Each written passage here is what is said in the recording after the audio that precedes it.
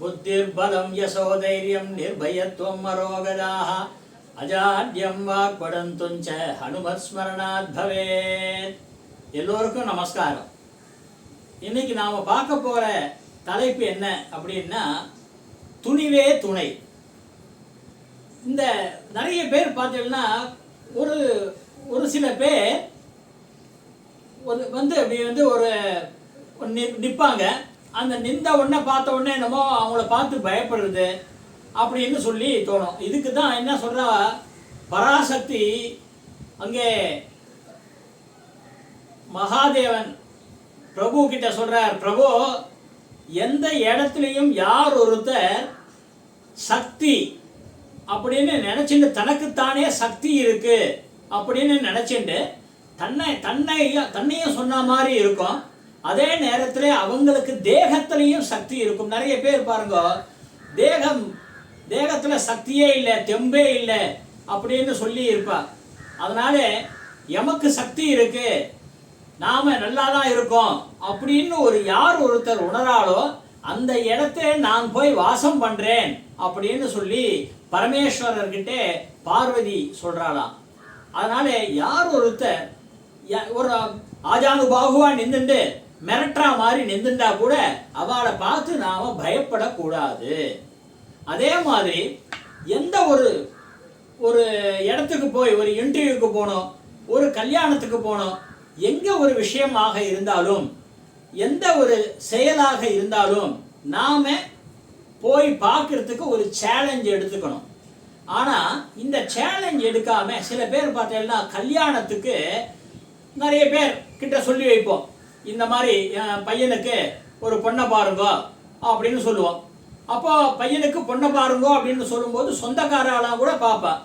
அப்படி சொந்தக்காரெல்லாம் கூட பார்க்கும்போது அந்த சொந்தக்காரை பார்த்து இன்னார் இருக்கா அப்படின்னு சொன்னா அதுக்கு பயப்படக்கூடாது. எதுக்கு பயப்படணும்? எதா இருந்தாலும் சேலஞ்சா நாம எடுத்துட்டு போய் அங்க போய் நாம ஃபேஸ் பண்ணணும். அங்கதான் இருக்கு. அவ என்ன பூதமா ராட்சசியா அதெல்லாம் ஒன்றும் கிடையாது. ஏன்னா அவளும் நம்மளை போல ஒரு மனுஷாதானே, நாம போய் என்ன பேசுமோ பேசிட்டு வரலாம் அப்படின்னு நினைச்சிட்டு வரணும். துணிவே துணை. இதுதான் நமக்கு இந்த தைரியம் இருக்கணும். தைரிய லட்சுமி கூடவே இருப்பா. பராசக்தி மாதா இருக்கும்போது அந்த இடத்துல தைரிய லட்சுமியும் இருப்பா, வாக்தேவியும் இருப்பா. இப்படி 33 தேவர்களும் உங்க கூடவே இருப்பா. அப்போ அதுக்கு என்ன முக்கியமான காரணம் நமக்கு வேணும்? துணிவு, தைரியம். இந்த துணிவு தைரியம்னு ஒன்று இருக்கிறதுனால தான் ஆஞ்சநேய சுவாமி பார்த்தீங்கன்னா அப்போ சின்ன வயசுலேருந்தே எல்லாத்துலேயுமே துருன்னு அப்படியே கிளம்புவாராம். அப்படியே எப்படி ஒரு ஜெட் விமானம் கிளம்புறதோ அதை மாதிரி ஒரு கிளம்புறதுக்கு முன்னால் ஜங்கின்னு அப்படி கிளம்புவாராம். எல்லா இடத்துலையும் எந்த வேலையாக இருந்தாலும் சரி முடிச்சுட்டு வருவாராம். அதே மாதிரி இன்னொருத்தர் யார்? கருடர். இதனாலதான் கருடரை பெரிய திருவடி அப்படின்னும் ஆஞ்சநேயரை சிறிய திருவடி அப்படின்னும் சொல்றார். துணிவு, மக்களுக்கு துணிவு வேணும். எல்லோரும் துணிவோட இருங்க. நீங்க இந்த தைரியம் உங்ககிட்ட இருக்கும்போது யாராலும் எதுவும் பண்ண முடியாது. தைரிய லட்சுமி கூடவே இருப்பா, பராசக்தி மாதா கூடவே இருப்பா, வாக்தேவி கூடவே இருப்பா. இப்படி எல்லாமே இருக்கும்போது அந்த தைரியம் உங்களை காப்பாற்றும். உங்களுடைய லட்சியங்கள் எல்லாத்தையே கொண்டு வந்து விடும். நம்ம சொல்றது உங்களுக்கு வியாக்கியானமாக உங்களுக்கு எல்லாம் புரிஞ்சிருக்கும். இந்த வியாக்கியானத்திலே முக்கியமா நாம என்ன தெரிஞ்சுக்க போறோம், இன்னைய நிலையிலே இப்ப இருக்கிற கலிகாலத்திலே நாம என்னென்ன தெரிஞ்சுக்க போறோம்னா, நிறைய அந்த காலத்துல கிருத யுகம், திரேதா யுகம், துவாபர யுகத்துல இருந்த ராட்சசாலை விட பல மடங்கு ராட்சசார்கள் வேற மாதிரி ரூபத்திலெல்லாம் இருப்பா. யாராக இருந்தாலும் அவளும் மனிதர்களே. அதனால மற்றவாளை பார்த்து நாம பயப்பட வேண்டாம்.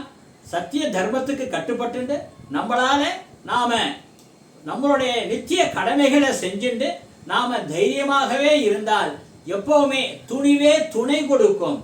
வேலும் மயிலும் துணை இல்லையா? இப்போ ஏதோ ஒரு வாகனத்துல எல்லாம் பார்த்தேன்னா அந்த ஒரு கடவுள் பேரை போட்டு துணை அப்படின்னு இருக்கும். யாருக்கோ ஒவ்வொருத்தருக்கும் ஒவ்வொரு பேரை போட்டு ஒரு துணை அப்படின்னு போட்டிருக்கோம். எதுக்காக துணை அப்படின்னு அங்க போடுற அப்படின்னா ஒரு சப்போர்ட்டுக்காக, மாரல் சப்போர்ட்டுக்காகத்தான். அந்த மாதிரி மாரல் சப்போர்ட் எங்க வருது அப்படின்னா நமக்குள்ளேயே பக்தி இருக்கணும். நமக்குள்ளேயே இருக்கிற அந்த பக்தி தான் நமக்கு துணையாகவே இருக்கும். எப்பவுமே எந்த காலத்திலையுமே அப்போதைக்கு இப்போதே சொல்லி வைத்தேன் அரங்கமா நகருளானே அப்படின்னு ஆழ்வாரும் சொல்லியிருக்கார். அப்படிப்பட்ட வசந்த இந்த பக்தியானது அதுதான் நமக்கு துணையாக இருக்கும். அதனால பெரியோர்களிடத்திலே பக்தி துணை. அதே மாதிரி குழந்தைகள், ஒரு குழந்தைய பார்க்கும்போது கூட நாமும் குழந்தையோடு குழந்தையாக மாறுற பக்தி துணை. எல்லாமே நமக்கு சப்போர்ட்டாக இருந்து நம்முடைய வாழ்க்கையை ஆஹா ஓஹோன்னு ஆகும் அப்படின்னு சொல்லி அமோகமாக நீங்கள் இருக்க துணிவே துணை. நீங்கள் எல்லோரும் துணிவே துணையோடு இருங்கள் அப்படின்னு சொல்லிட்டு மங்களகரமாக நீங்கள் எல்லாம் இருப்பீர்கள். உங்களுடைய வாழ்க்கை அமோகமாக இருக்கும். நீங்க நினைச்சதெல்லாம் சீக்கிரமாகவே நடக்க போறது. எவ்வளவு சீக்கிரமாகவே நடக்க போறதோ அவ்வளவு சீக்கிரம் நடக்க போறது அப்படின்னு சொல்லிட்டு அடுத்த உபன்யாசத்திலே பார்ப்போமா?